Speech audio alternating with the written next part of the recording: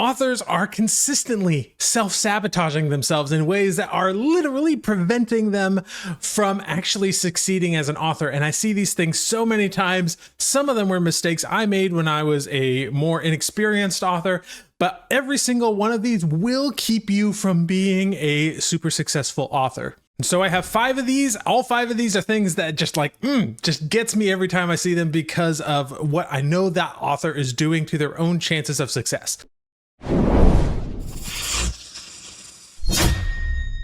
Now, the first thing on this list is thinking that writing should be hard. Okay, this is not the attitude that you want to have. I recently saw this meme floating around, this pie chart, and it was kind of funny. It actually made me smile the first time I saw it. But the more I looked into it, the more I realized this is the exact kind of mentality that is keeping authors from succeeding.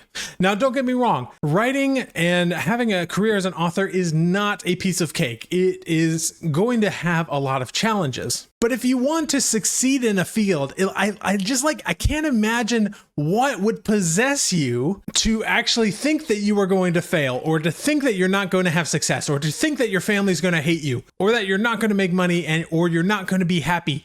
Stop it.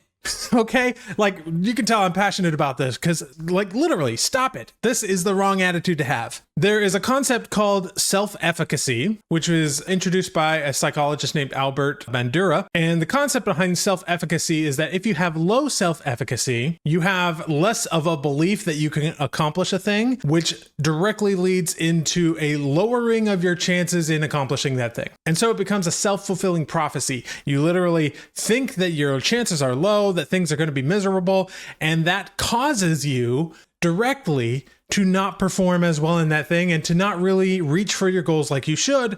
And so that causes you, in a self-fulfilling prophecy kind of way, to not succeed because you didn't think you were going to succeed. And there's a famous quote from Henry Ford that you've probably heard, but I'll repeat it again because it's important, where he said, "Whether you think you can or you think you can't, you're right." That could not be more true. Now, that's not to say that an author career is not going to have hard moments and moments that require tons and tons of work, because of course there is. Any endeavor worth doing is going to require a lot of work and a lot of hardship. But if you are self-sabotaging yourself to get to that point and you think it's not going to work out, well, then of course it's not going to work out. You've got to go into it with the mindset of, say, an Olympic athlete, that you are willing to do whatever it takes to succeed, knowing that if you do that, you will succeed. And so rather than looking at all of the obstacles as being things that will prevent you from succeeding, you look at them as simply a prompt to create a plan to overcome those obstacles, which means it leads you to taking positive action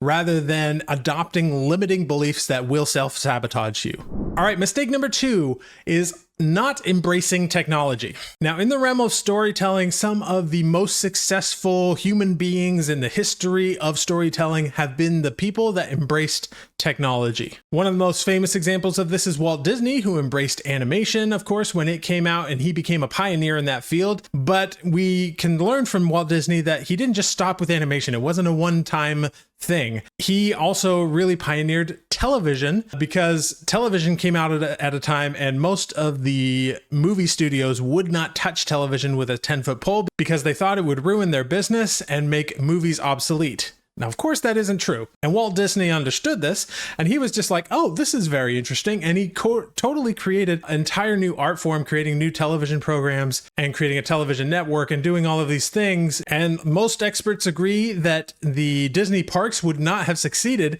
had he not tapped into that television medium in order to help promote it. Of course, he went on and pioneered other things that were totally unheard of in the entertainment industry, like the parks.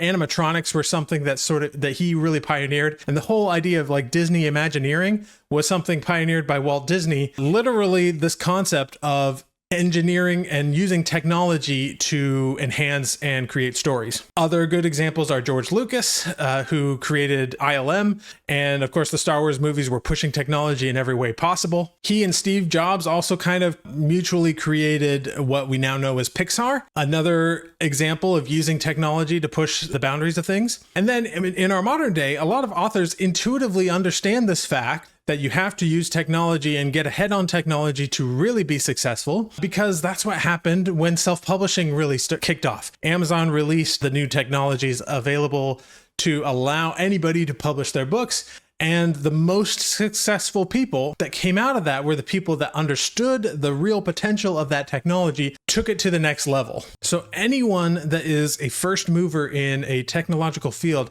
has an advantage, because you can figure out ways to adapt that technology to your storytelling. And there's a lot of cool things that you can do there. And the good news is technology is coming out and innovating all the time. This isn't like 200 years ago where basically we were using the same sort of technology for centuries at that point. These days, there's a new technology coming out practically every month. And most notably, recently, the big push, the big new thing in technology has been AI. And it boggles my mind how many authors who embraced the technology when self-publishing first became a thing are suddenly forgetting that it's embracing the technology that gives them an advantage. And AI has so many possibilities for authors who are willing to embrace it. And yet so many authors are looking at AI as something to be feared rather than an opportunity to be taken advantage of, which is why the people that are looking at it as an opportunity are the people that are going to succeed the most. A lot of authors will argue that AI is different. No. It's a new technology. This has been the case for every new technology that has ever come across. The people that take advantage of it first, the first movers, are the people that are going to see the most success with it. Once they have shown and proven that that success is possible, then everybody else follows. All right, mistake number 3 that I see so many authors make in their self-sabotage is acting out of fear. Kind of going along with the whole thing with AI, right? You see, everybody in the world acts out of 2 motivations. They either act out of faith or they act out of fear. They're moving towards something or they're moving away from something. They're moving towards pleasure or they're moving away from pain. Literally every decision that you ever make is usually tied to one of these 2 things. And people that react out of fear, what happens is, something, a bad event or something that they perceive as being a negative thing happens, and then they negatively react to it. Keyword react. We don't want to be reactive. We want to be proactive. In psychology, another word for this, instead of faith or fear, the terminology that is used is either we have a victim mindset or we have a creator mindset. Victim, which is the mindset that acts out of fear, or creator, which is the mindset that acts out of proactivity. We're creating something. And being proactive, not reactive, is literally the first habit in the 7 habits of highly effective people. So when something bad happens to you, or even if it doesn't happen to you, maybe it's something that just sort of happens in the world at large, ask yourself, how can I be proactive at this? What most people do is they just go on social media and complain. A lot of people find complaining to be sort of self-soothing because it feels like you're being proactive, but you're actually not. You're being reactive. You're not actually creating anything or contributing anything to society. So instead, what can you do that will actually be helpful, that will actually make the world a better place? And I see this so often with authors just being like, oh, Amazon just changed the algorithm. Now nobody can make it as an author, or, whatever it is. I see so much complaining in the author world, and that's a sign that you are acting out of fear instead of acting out of faith. You are having a victim mindset instead of being proactive. So for example, when AI was first becoming a thing, I, like most people, was getting kind of worried. Like, is this going to actually replace us as writers? As someone that's been in this industry for years now, I didn't know if I was going to end up being forced out of this industry for whatever reason. And so the victim mindset thing would have been to just go on social media, start complaining about this whole AI stuff, start labeling the AI people as hacks, as, not lacking a creative bone in their body, as people that's just trying to make a quick buck. Or I could do the proactive thing, which in this case I decided was to learn as much about the technology as possible. And so I literally created this YouTube channel that you are watching right now, simply because I wanted to have an excuse to learn everything I could about this technology. And in the process, actually create something that could be potentially helpful to other authors out there. So that's how I went with a creator mindset rather than a victim mindset. I moved forward in faith rather than took a step away in fear. And as a side note, having done that, I now have a much richer understanding of AI and how it can actually help authors. And I am no longer afraid of it because I know more about it. And because I know how it can impact authors practically, and not these fear-mongering things that people just post about on social media that have no basis in actual fact. In fact, to reiterate my last point, I feel like AI technology is one of the biggest opportunities to happen in the author sphere, since the rise of self-publishing itself. All right, the fourth way that authors are sabotaging themselves is not caring enough about their health. Now, this is a tough one for me because I've struggled a long time with a food addiction, particularly a sugar addiction. And even as I'm filming this right now, I'm going through kind of a relapse, and it is a tough thing to swallow. So please understand that I am coming from a place of real struggle in this thing. And if you struggle with your health, I am there with you. That said, I have found that the times of my life when I was eating the most healthily, I actually had a time in my life where I had lost most of the weight and I was running and I was doing healthy things. And then also when I first started this YouTube channel, I had a period of like 6 months where I was eating very, very healthily and I was losing weight and I was doing all of these stuff. I have found more success during those times in a month than I did in a year when I'm not prioritizing my health. And especially for writers, when we're writing, we use our brain quite a lot. And yet I think we often forget that our brain is part of our body, and our physical health, quite literally, affects our mental health. In fact, physical health has so much to do with mental health. Just go Google gut health and what that does to serotonin, and you'll find that so many of the issues that we have today in terms of mental health, depression and anxiety, could be fixed by really dialing in our health, especially our gut health, our weight, all kinds of these things. So if you do not prioritize your health, you are self-sabotaging yourself. Now, don't get me wrong. I know that this one is hard for a lot of people, myself very much included. I just started doing like weight training a couple of months ago, and I found that to be extremely difficult. But it's one of those things that I have seen the benefits cognitively in my writing because of the effort that I'm putting in there. And because it's so difficult, I think that's why it's even more important to really prioritize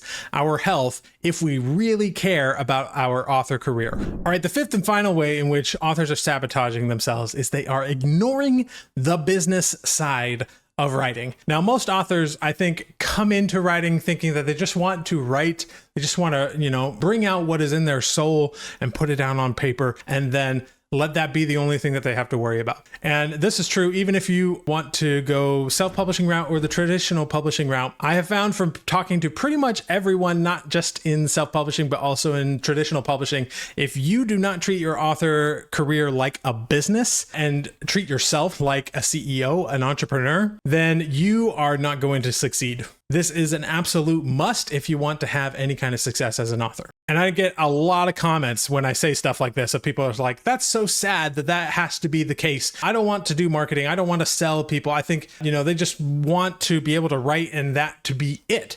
But that's not really what marketing is. People have a misunderstood idea of what marketing and business implies. I think most people have this idea of like, if you're selling something, then that means you have to resort to slimy, underhand skills that really sort of take advantage of the customer. But that's actually not what marketing is. There is certainly a sort of subsection of marketing that does stuff like that. That type of marketing tends to fizzle out very quickly and not be effective. True marketing, the good kind of marketing, is finding the person that is most appropriate for your book or for your product or service. So finding the person that would most love your book if they knew it existed. And then simply making sure that they find it and doing everything you can to sort of wade through the noise so that that person, that ideal reader, can find you and your content. But I feel like we as authors often have this feeling of entitlement where if we write it, then someone should read it. And that's just not the case.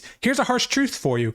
No one cares about your book except you. There's so much content out there. People can spend hours and hours and their entire life just consuming good content. I'm not even talking about like bad content. There is enough good content out there that people can spend their entire lives just consuming that content and being totally content and happy. So there is no reason why they should care about your book. And that is why marketing is important. So you can find that ideal reader who would appreciate your book and then sell them on why they should care, because nobody cares. Okay? Nobody cares. Just nobody cares. And I strongly believe that if you have a product that you believe in, it is your moral obligation to do everything you can, within reason, within like the limits of the law, right? To get that book or that product into the hands of your target audience. Which means if you don't want to do marketing, you are either uneducated on what that implies and what that should mean for you, or you do not care about your book enough. Remember I said that nobody cares about your book? Often you don't care enough about your book, because if you did, you would be willing to do everything you can to get that book into the hands of your target reader. It's a harsh truth, but it is true. So learn about marketing. It's not what you think. Do everything that you can to really dial in the business side of your business, because you are running a business, you are an entrepreneur. And from there, you might actually see some success. So if you want to actually apply some of these principles, for instance, if you want to start embracing technology a little bit more, I have a video I think you'll like just all about how to use AI as a tool, as a creative tool, and why AI doesn't make you a hack, but is instead a productivity tool enhancing you, the creative director. I'll go ahead and put a link to that video here, and I'll see you in the next one.